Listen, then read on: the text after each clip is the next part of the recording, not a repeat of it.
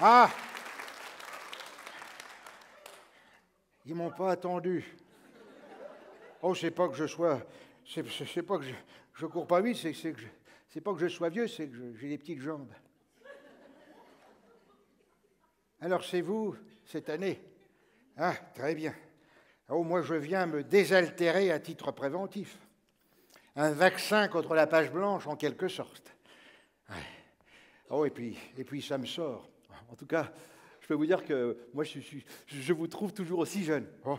Hier encore, j'avais 20 ans. Chut, on n'a pas le droit de... Ah oui, c'est vrai, on n'a pas le droit de chanter.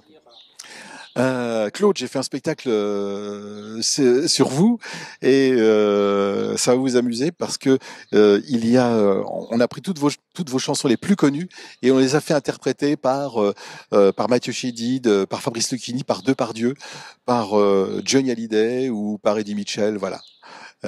Donc venez voir, vous allez vous amuser, vous allez rigoler à écouter vos chansons interprétées par d'autres avec d'autres arrangements. Parce que les arrangements ont été complètement refaits par un jeune de 27 ans qui s'appelle Hugo de Sauge, qui est un génie. C'est mon producteur Hugues Gentelet qui me l'a présenté. Il m'a dit, écoute, vois ce mec-là, il est pas mal. Donc je l'ai appelé, je lui ai dit, écoute, on va faire un test. Envoie-moi, par exemple, Gainsbourg qui chanterait New York. Et je vous jure, 1h30 après, il m'a envoyé quelque chose. On l'a gardé, c'est juste magnifique, quoi. On a l'impression que c'est vraiment du Nougaro, quoi, ou du Gainsbourg. Il a fait la même chose après pour tous les artistes.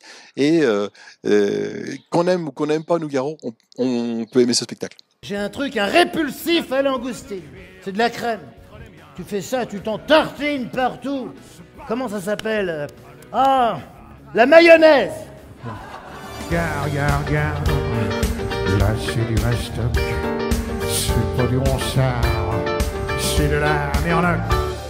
Quand j'ai eu cette idée de faire le spectacle Là tu verras, j'ai appelé un metteur en scène avec qui j'avais travaillé il y a 30 ans, dans mon tout premier spectacle qui s'appelle Hubert Drac. Et je lui dis, Hubert, j'ai une idée. J'y vais faire un spectacle sur Claude Nougaro. Il me dit, oui, mais ça suffit pas. Alors j'ai raccroché. Je vais trouver une idée. Et j'ai trouvé une idée. L'idée, c'est que tous les ans, on croit que les artistes vont à Saint-Tropez, où ils se prélasent sur des yachts en sirotant des mojitos. Absolument pas. Ils vont dans une maison, c'est la maison de Claude Nougaro sur l'île de Ré, où coule la source d'inspiration. Et en fait, ils vont tous à cet endroit pour pouvoir écrire un album, voilà. C'est la source d'inspiration. Et il m'a dit, ça c'est une bonne idée, et on va creuser là-dedans. Donc en fait, on se retrouve avec un spectacle où il y a une histoire, on suit une histoire, et en plus, il y a des musiciens live. Moi je me fais du cinéma, sans photo et sans caméra. J'aurais pas dû te demander de m'accompagner, Julien. Non, parce que toi, tu es substantiellement un chanteur à femmes, t'es pas un chanteur à huîtres. Okay. Alors, on commence par Nougaro, comme imaginez un film, on a Claude Nougaro qui fait le générique, il y a Nougaro qui fait le générique de fin, et on a Julien Doré, on a, je le disais tout à l'heure, Fabrice Lucchini, on a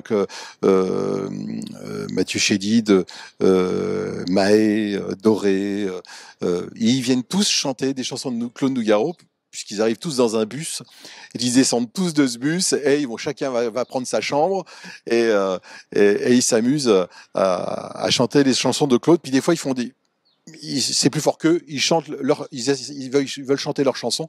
Par exemple, Charles Aznavour, qui c'est plus fort que lui, il est obligé de chanter une chanson à lui, mais tout de suite, il est réprimandé par Bigard, qui dit, oh non, ici, on chante que du Nougaro, hein, sinon la source d'inspiration, elle coule pas, ok? Armstrong, la vie tôt ou tard, on est que des autres. Ah non, pas que. Il y a eu Paris. On a joué pendant 1 an à Paris Avignon pendant un mois l'année dernière, et maintenant le pas que, c'est vraiment faire une tournée avec ce spectacle. On a déjà commencé à faire quelques dates, et je pense que c'est un spectacle qui va me suivre longtemps. Je pense que je vais le garder le tourner et le retourner encore, et voilà. Il n'y a pas de date de péremption dessus. C'est pas un spectacle sur l'actualité, c'est un spectacle sur la musique. Là je vais s'en va. Non, je ne vais pas me mettre, dans le sable, non. Je trouve ça dégoûtant. Ça va pas être facile de faire tourner les serviettes sur Cécile. Elle voulait un enfant, moi je n'en voulais pas, mais il lui fut pourtant facile. Alors oui, donc le Trévise, dans le cadre des Musicalines, qui est un événement qui est tous les mercredis au théâtre Trévise.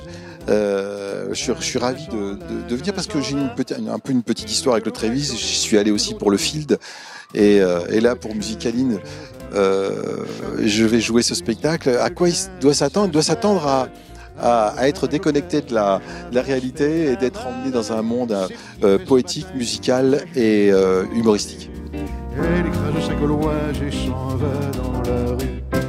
Quand le jazz est là. Là je vais s'en va. Il y a de l'orage en l'air, il y a de l'eau dans le gaz entre le jazz et la java. Quand j'écoute Béa, un solo de batterie, il y a la java qui râle au nom de la patrie.